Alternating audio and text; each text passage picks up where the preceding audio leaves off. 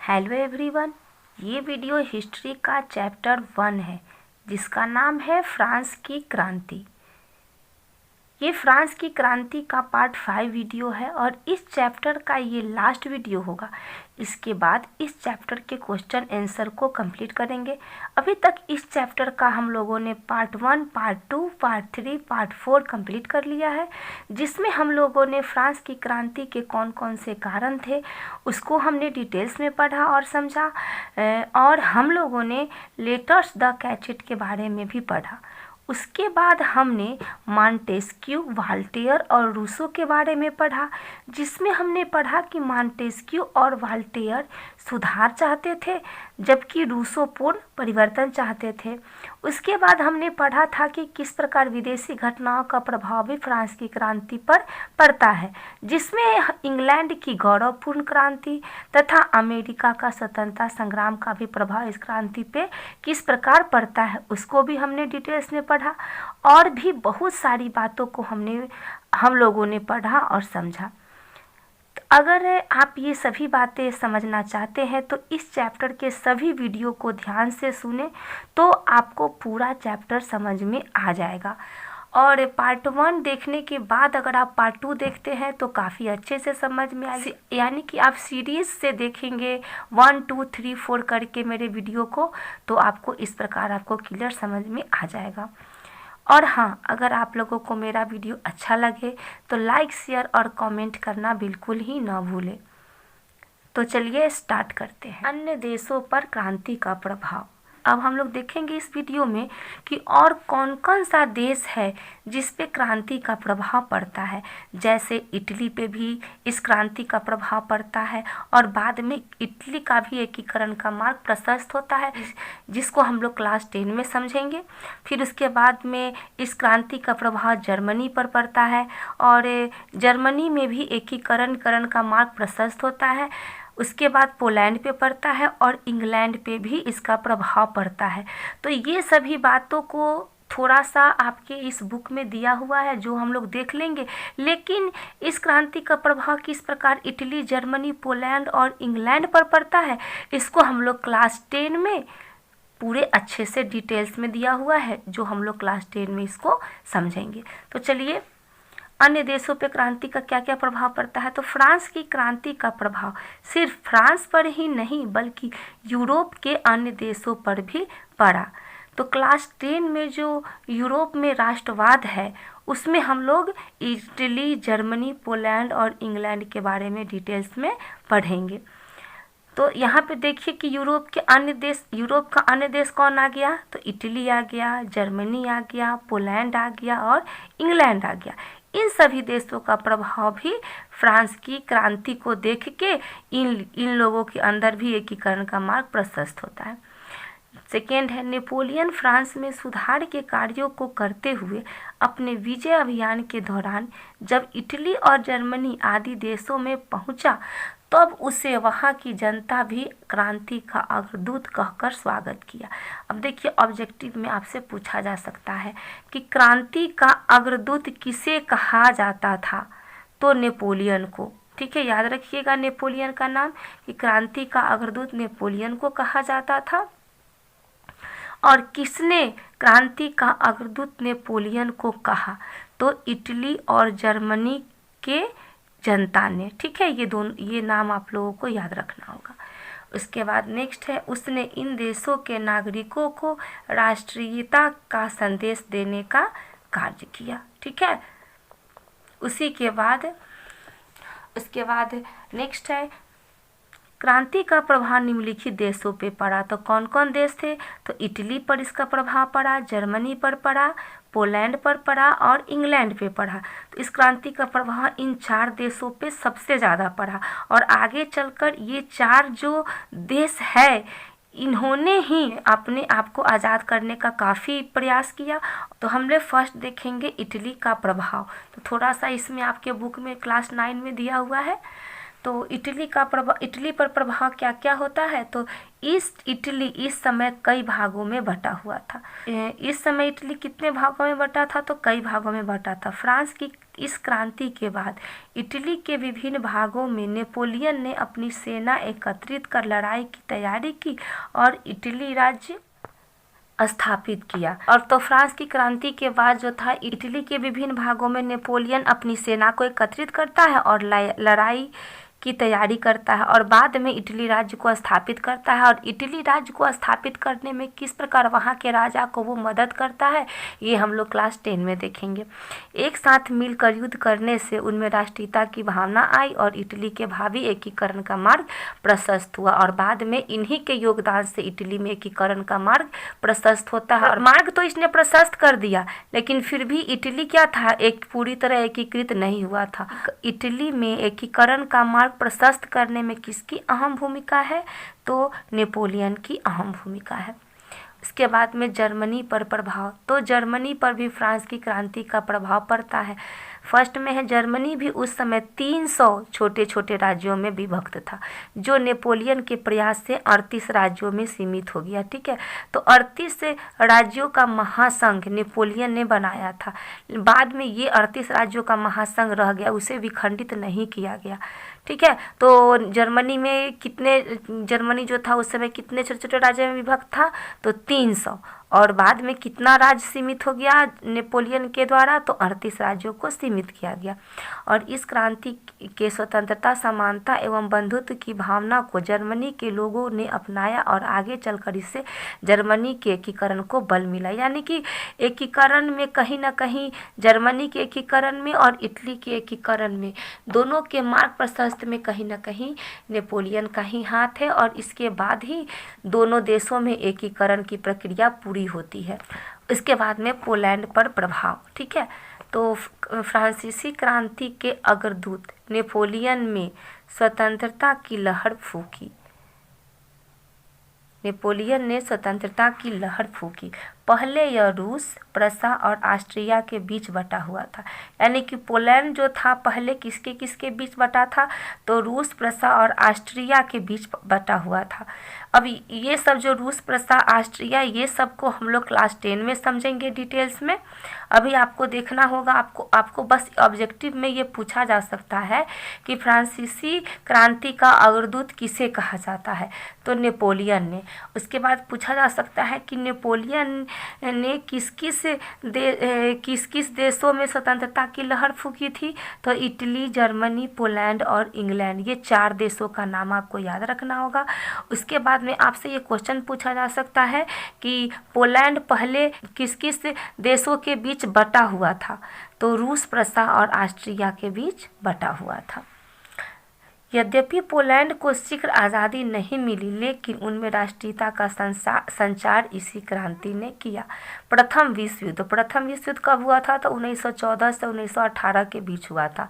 तो प्रथम विश्व युद्ध के बाद पोलैंड का स्वतंत्र राज्य कायम हो गया। यानी कि 1918 के बाद जो था पोलैंड स्वतंत्र हो गया।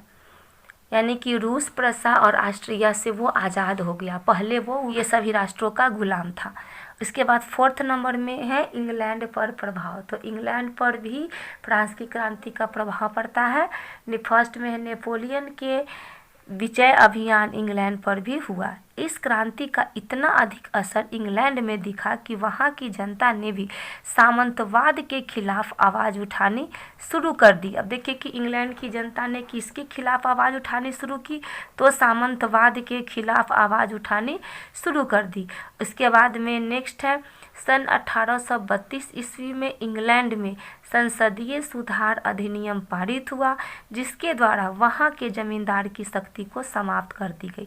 अब देखिए यहाँ पे ऑब्जेक्टिव में पूछा जा सकता है कि संसदीय सुधार अधिनियम कब पारित हुआ, तो 1832 ईस्वी में कहाँ पारित हुआ था, तो इंग्लैंड में। ठीक है, उसके बाद पूछा जा सकता है कि संसदीय सुधार अधिनियम के अंतर्गत किसकी शक्ति को समाप्त कर दी गई, तो जमींदार की शक्ति को समाप्त कर दी गई। ठीक है, उसके बाद है इंग्लैंड में औद्योगिक क्रांति के विकास में इस क्रांति का बहुत अधिक योगदान रहा। यानी कि औद्योगिक क्रांति के विकास में इंग्लैंड में जो औद्योगिक क्रांति हुआ था उसके विकास में फ्रांस की क्रांति का सबसे अधिक योगदान था। ठीक है, उसके बाद अगर आपके पास बुक है तो आप बुक में देख सकते हैं कि इस क्रांति के प्रभाव के बाद आपके बुक में दिया हुआ है क्रांति का स्वरूप।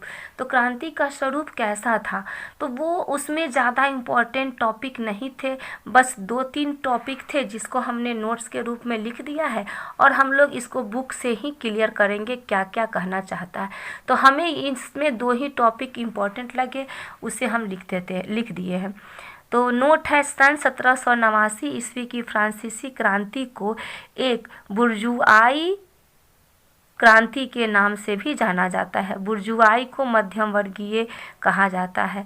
तो 1789 की फ्रांसीसी क्रांति को किस क्रांति के नाम से जाना जाता है, तो मध्यम वर्गीय क्रांति या बुर्जुआई क्रांति। ठीक है, याद रखिएगा ये 2 नाम। उसके बाद में नेक्स्ट है 1789 कि फ्रांस की क्रांति का नारा स्वतंत्रता, समानता एवं बंधुत्व था। ये क्वेश्चन पूछा जा सकता है कि 1789 में जो फ्रांस की क्रांति हुई थी उसका नारा क्या था, तो स्वतंत्रता, समानता और बंधुत्व था। और इन शब्दों का प्रयोग पादरियों तथा सामंतों के विशेषाधिकारों को समाप्त करने एवं मध्यम वर्ग के लोगों के लिए विशेष सुविधाएं प्राप्त करने के लिए था। ठीक है, तो ये आपको लिए इम्पोर्टेंट है, ये आपको याद रखना होगा। और चलिए इसके बाद हम लोग बुक में इसको समझ लेते हैं। फ्रांसीसी क्रांति के स्वरूप के संबंध के विषय में कहा जाता है कि यह पूर्ण रूप से निश्चयात्मक थी, अर्थात क्रांति की गति और दिशा वही थी जो लगभग सभी क्रांतियों की होती है। यानी कि ये निश्चय था कि क्रांति होगी, और क्रांति होगी तो इसका स्वरूप के संबंध में कहा जाता है कि यह पूर्ण रूप से निश्चयात्मक था, और एक क्रांति की जो गति और दिशा भी वही थी जो सभी क्रांति में होती है। फिर भी किसी क्रांति के स्वरूप को निश्चित करने से पहले यह देखना आवश्यक होता है कि उस क्रांति के क्या कारण थे। ठीक है, तो इसके कारण हम लोगों ने देखा था कि कौन कौन से कारण थे, हम लोगों ने नोट्स में पढ़ा था। उस क्रांति में समाज के किस वर्ग के लोगों ने मुख्य रूप से भाग लिया और उस क्रांति के किस वर्ग के लोगों को अधिक लाभ हुआ। कई इतिहासकारों ने सन 1789 की फ्रांसीसी क्रांति को एक बुर्जुआई या मध्यम वर्गीय क्रांति का, इसको हमने नोट्स में लिख दिया है। उनके अनुसार इस क्रांति के एक विशेषाधिकार प्राप्त वर्ग की जगह दूसरे विशेषाधिकारी वर्ग का शासन स्थापित कर दिया गया। अब 1789 ईस्वी में जो फ्रांसीसी क्रांति कौन किया था, तो मध्यम वर्ग के लोगों के द्वारा किया गया था। और अब इस क्रांति के अनुसार क्या हुआ कि एक विशेषाधिकार प्राप्त वर्ग की जगह दूसरे विशेषाधिकार वर्ग को स्थापित किया गया। फ्रांस में मध्यम वर्ग के पास पूंजी की कमी नहीं थी। अब देखिए कि फ्रांस में जो मध्यम वर्ग था, जो डॉक्टर था, किसान था, वकील था, उसके पास में पूंजी की कमी नहीं थी कि यदा कदा सरकार को कर्ज देने का काम भी करते थे, यानी कि जब भी जरूरत पड़ती थी तो ये सरकार को कर्ज भी देते थे, लेकिन सत्ता में इनकी कोई सहभागिता नहीं होती थी, यानी कि सत्ता में इन्हें कोई भी स्थान नहीं दिया जाता था। यद्यपि फ्रांस की क्रांति के अनेक कारण थे, परंतु मध्यम वर्ग के असंतोष और इसी वर्ग के द्वारा जन चेतना का जागृत करना क्रांति को अवश्यंभावी बना दिया। अब हमने पढ़ा था कि किस प्रकार मध्यम वर्ग असंतोष था, वो खुश नहीं था इस बातों से, और इसी वर्ग ने क्या किया, क्रांति का मार्ग प्रशस्त किया है। और जितने भी दार्शनिक थे जिन्होंने बौद्धिक चेतना जगाई, सभी मध्यम वर्ग के थे। हमने ये सब को डिटेल्स में पढ़ा है, इसीलिए ये नोट्स में लिखना हमें उचित नहीं लगा, इसलिए हमने ये सभी बातें नोट्स में नहीं लिखी, क्योंकि ये सारी बातें पहले ही नोट्स में हमने पढ़ चुके हैं।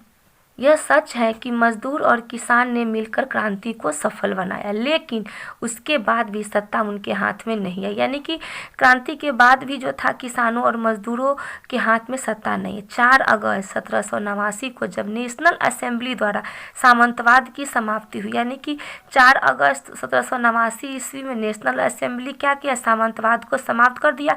इसको भी हमने नोट्स में पहले ही मेंशन कर दिया है। तो उसके द्वारा अपनाई गई अधिक आर्थिक नीति नीतियों ने स्पष्ट कर दिया कि क्रांति पर बुर्जुआ वर्ग हावी हो गया है। अब इसके द्वारा पता चल गया कि क्रांति किसके कारण हो रही है, तो मध्यम वर्ग के द्वारा हो रही। इस क्रांति से मध्यम वर्ग को ही लाभ हुआ। साधारण जनता को तो मताधिकार भी नहीं दिया गया। नेशनल असेंबली ने एक कानून बनाकर मिलों में काम करने वाले मजदूरों के संगठन पर प्रतिबंध लगा दिया। क्रांति का नारा स्वतंत्रता, समानता एवं बंधुत्व का प्रयोग पादरियों तथा सामंतों के विशेषाधिकार को समाप्त करने एवं मध्यम वर्ग के लोगों के लिए विशेष सुविधाएं प्राप्त करने के लिए था। तो इसको हमने देख लिया है, इसको भी हमने नोट से मेंशन कर दिया है। सन 1789 ईस्वी से 1815 तक शासन पर मध्यम वर्ग का ही अधिकार रहा। तो ये आपको याद रखना होगा कि 1789 से 1815 तक शासन पर किस वर्ग का अधिकार था, तो मध्यम वर्ग का अधिकार था। उसके बाद में यही कारण था कि जैकोबिन दल ने आतंक का राज स्थापित कर सर्वहारा वर्ग को राजनैतिक और आर्थिक अधिकार दिलाने का अस्थायी प्रयास किया था। अब देखिए कि आतंक के राज्य के बारे में भी हमने पढ़ा है। आतंक के राज्य में हमने मैक्सिमिलियन रॉबस्पियर के बारे में पढ़ा था, जो वामपंथी विचारधारा का समर्थक था और उसने क्या किया था कि खाद्य पदार्थों की महंगाई और अभाव से नाराज होकर उसने हिंसक विद्रोह की शुरुआत की थी और आतंक का राज स्थापित किया था। ठीक है, तो आप देख सकते हैं मेरा वो वीडियो पार्ट 4 वीडियो में मैंने आतंक के राज्य के बारे में बताया था। तो सर्वहारा वर्ग को राजनीतिक और आर्थिक अधिकार दिलाने का अस्थायी प्रयास किया था। उपरोक्त तथ्यों को देखते हुए इतिहासकारों की यह बात तथ्यपरक प्रतीत होती है कि फ्रांस की क्रांति का स्वरूप मध्यम वर्गीय था। ठीक है, ये बात आपसे पूछा जा सकता है कि फ्रांस की क्रांति का स्वरूप कैसा था, तो मध्यम वर्गीय था, क्योंकि मध्यम वर्ग के लोग ही इसके विशेष कारण के रूप में थे। क्रांति का नेतृत्व भी इन्होंने ही किया और सर्वाधिक लाभ भी इसी वर्ग को प्राप्त हुआ। ठीक है, उसके बाद निष्कर्षतः 1789 की फ्रांस की क्रांति ने फ्रांस में एक ऐसे युग का सूत्रपात किया जिसमें स्वतंत्रता, समानता और बंधुत्व की नींव पड़ी और मानवाधिकारों की रक्षा हुई। साथ ही यूरोप के अन्य देश भी इनके विचारों से प्रभावित हुए और वहाँ भी सुधारों के एक नए युग का सिलसिला शुरू हुआ। तो ये जो चैप्टर है यहाँ पे कंप्लीट होता है। इसके बाद हम लोग क्वेश्चन आंसर को कंप्लीट करेंगे। पहले ऑब्जेक्टिव क्वेश्चन को कंप्लीट करेंगे, उसके बाद जो रिक्त स्थानों की पूर्ति है उसको कंप्लीट करेंगे, उसके बाद लघु उत्तरीय और दीर्घ उत्तरीय क्वेश्चन को हम लोग कंप्लीट करेंगे। तो बने रहिए हमारे साथ, मिलते हैं नेक्स्ट वीडियो में नेक्स्ट टॉपिक के साथ। धन्यवाद।